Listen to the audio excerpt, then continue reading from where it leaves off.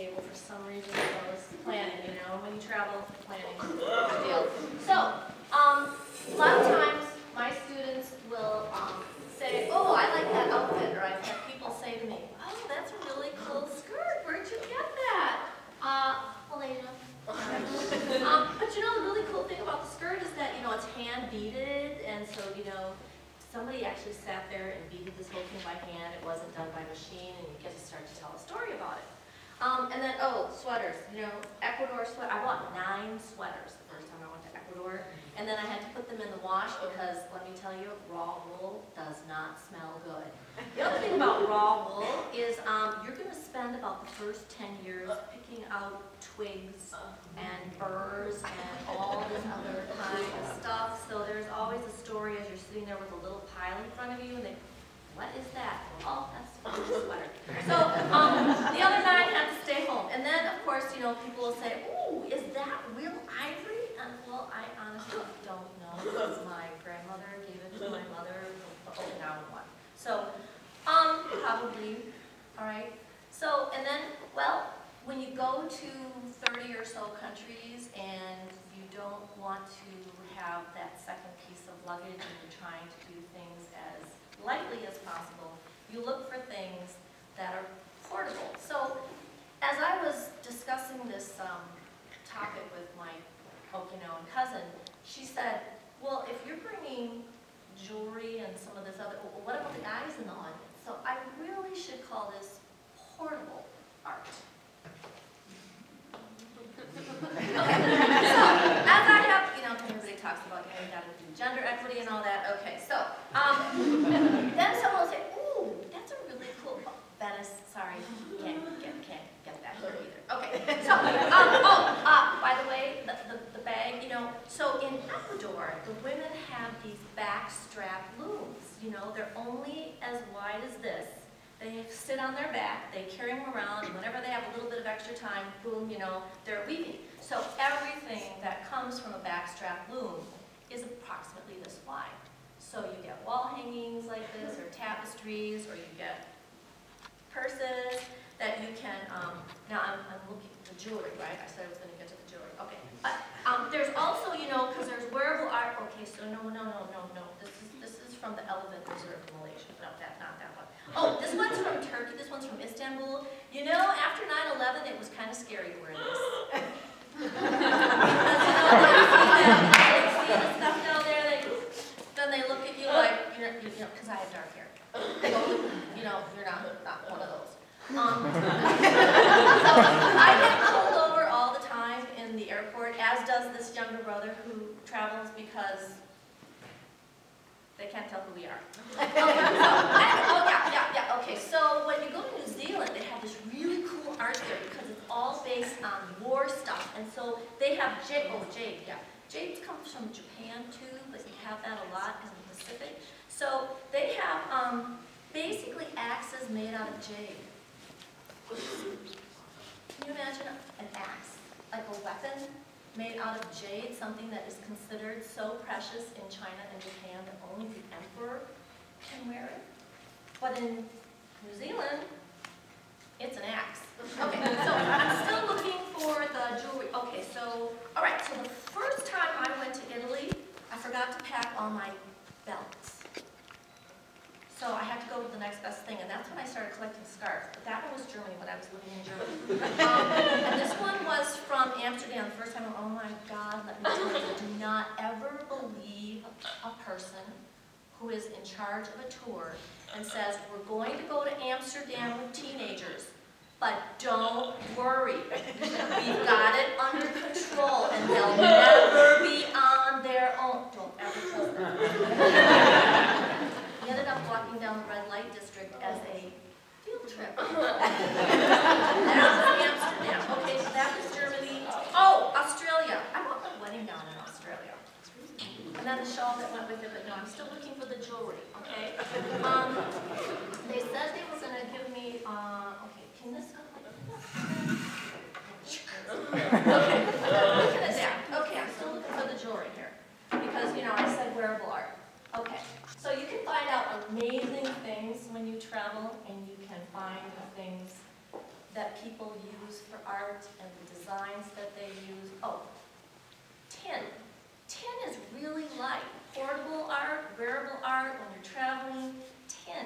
So many areas in the world use tin. It's a light, it's a cheap metal.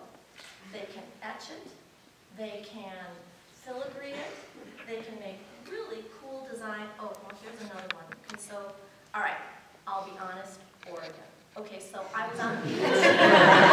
Something, what can I say? But I love bright colors too. So sometimes I wear this as a shawl. Some of you have seen this one, you know, so I've got a shawl because it's freezing cold at HomesTED, right? You gotta wear layers and then you get hot, you know, But it's also a really cool skirt so that you can also wear, now where do I want the red? Well, I want the red on the bottom because that goes with the shoe. Oh, I left all my shoes at home. So they were not happy that I left them home. But you know, I wanted to make a point about the one bag, portable, wearable. We're getting the point here, right? Okay, so the shoes were not happy that I left them home. But I am not as big of a shoe freak as some of my friends. I had a friend who went to Italy. She bought 6 pairs of shoes in 4 bags. Okay. My mom, okay, we gotta talk about shoes. We do have to talk about shoes. So, my mother is not 5 feet tall, and her feet are as wide as mine, only half the size. She technically wears a 4E. She can't get shoes here. So every time she goes home, she comes back with a suitcase full of shoes because she can't find shoes here. And they are different, and so she gets that kind of unique factor going. I have a sister who moved to Okinawa, so they kind of switch, you know, one for one. My sister has feet my size. She can't get shoes over there. So every time she comes home to visit, she looks at me and says, "Ooh, those are cute shoes." And given the culture that I was raised in, here, you have them. You give them away. Because anybody admires something of yours, you give it to them. So, I lose lots of shoes when I show but then I can go buy some more. All right, so I'm still looking for, okay, so I've got some jewelry here finally coming. Oh, but you know, now you gotta find what it's wrapped in. Okay, so China. Now I have not been to China, but now when you start to travel and get wearable art, and you buy these really cool things, people who travel bring them back for you. The smartest thing you can do if you have a dog is give your parents a puppy. Because then they have a dog too, so that when you travel, they get to watch your dog, and when they travel, you get to watch their dog. So it's really, oh, and Australia. Okay, so how many times do you find a scarf with kangaroos on it? I mean, how cool is that? Okay, so all these kinds of things, and then once you get to the jewelry part, you start to learn all these cool things about a culture, but you also begin to see similarities of places all over the world. We mentioned the tin. So there's tin from Thailand, but there's also designs like this. You've got coral from Mexico, but you've got coral from Japan. Lapis comes from Chile. My daughter did a semester in Chile, so you get cool things.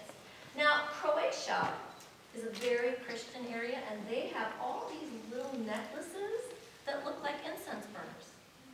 If any of you have been to a Catholic church with all that incense, all right?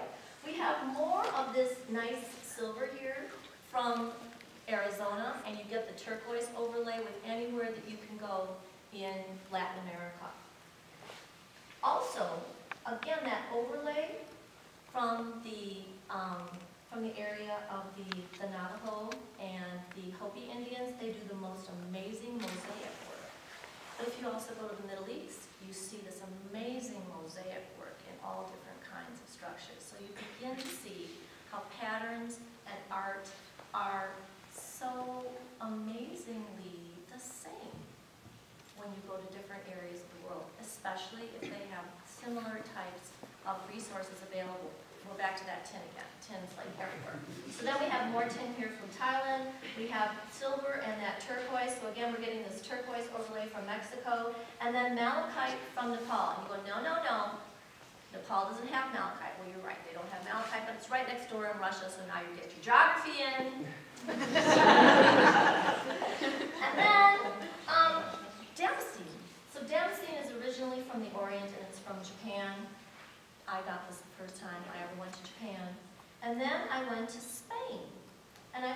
Damascene in Spain.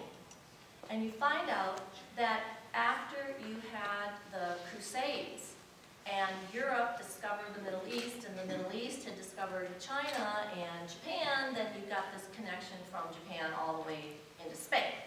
Same, if you look at the two up close, I'm sorry I don't have it up there, but it's the exact same process. And so you can see how things travel around the world. That's geography again, I'm getting there. All right, but at the bottom here, okay, rings.